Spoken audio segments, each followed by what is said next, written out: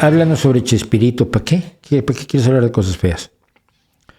Chespirito era un sujeto que creía que el humor se hacía burlándose del aspecto físico de las personas y del hambre.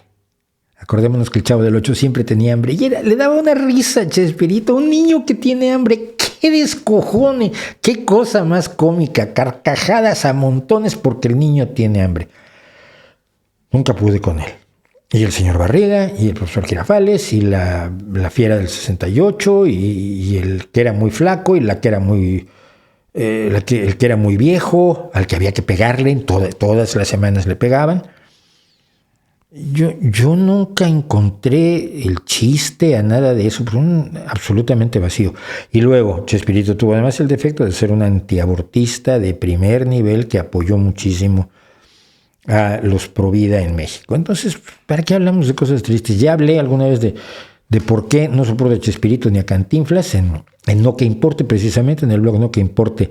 Busca noqueimporte.blogspot.com y luego buscas Chespirito y ahí está todo lo que tengo que decir sobre Chespirito.